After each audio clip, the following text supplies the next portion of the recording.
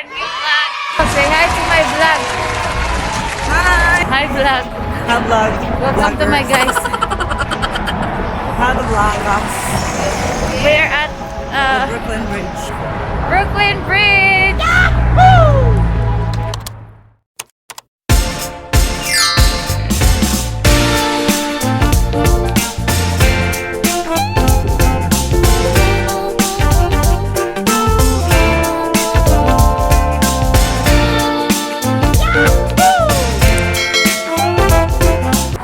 Brooklyn Bridge.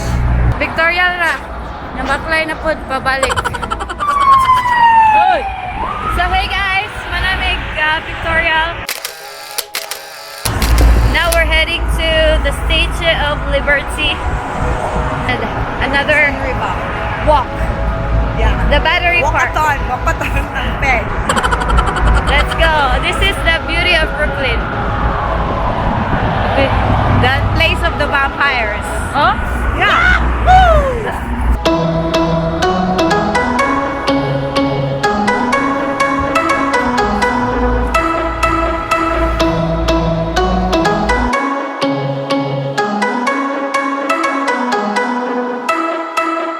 Bye guys. Bye guys. See you later at Statue of Liberty. Bye. Yahoo! We just arrived at the station where we will head on to the Statue of Liberty and Ellis Island Ferry. Let's do it. Tara.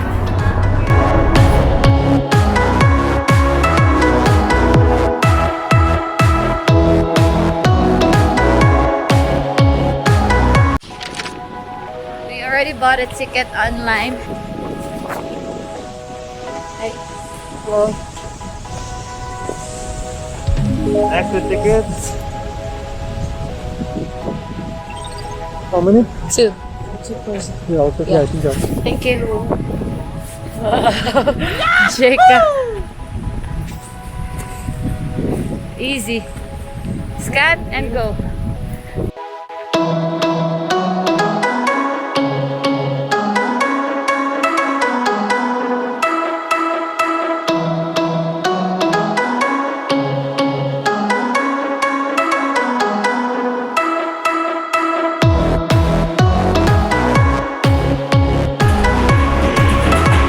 Marmong sa aeroplano.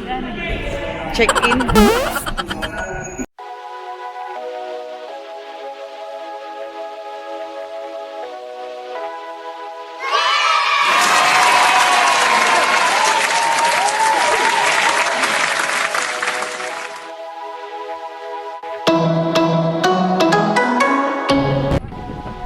Can't see you.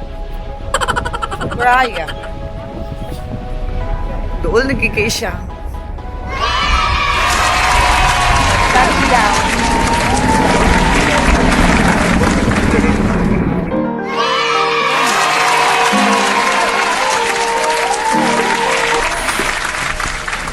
So we're here inside the pedestal.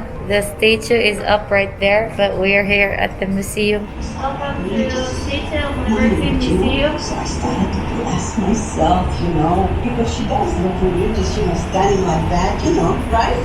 And with that crown on her head. Mother of Exile. And I looked at the Statue of Liberty. Statue of Liberty is more than just a monument. According to history, it was a joint effort between France and United States, intended to commemorate the lasting friendship between the peoples of the two nations. The statue's pedestal was constructed inside the courtyard of Fort Wood, off the southern tip of Manhattan in Upper New York Bay. The height of copper statue from ground level to torch is 305 feet and 1 inch.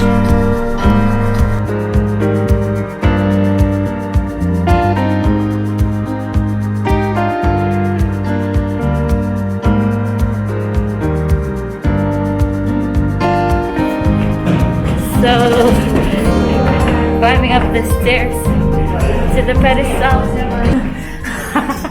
Pagoda Philippines. Nagkamot jud.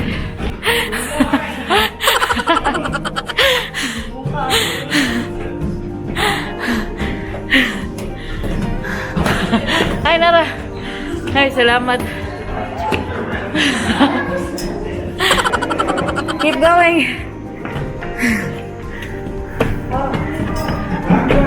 Here we go.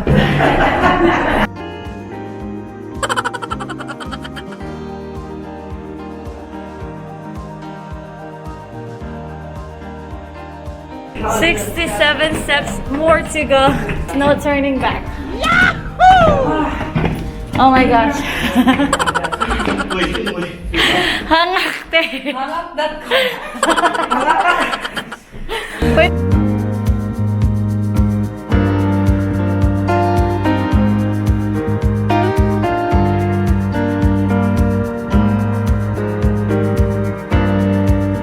This is it. Yahoo! This is it. After 195 steps.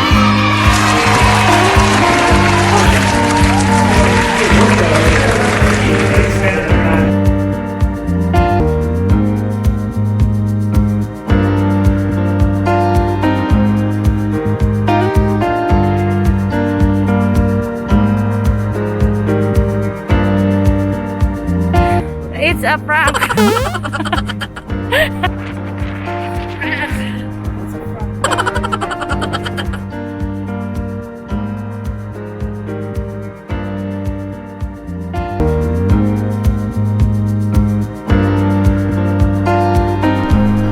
Today, the Statue of Liberty remains an enduring symbol of freedom and democracy, as well as one of the world's most recognizable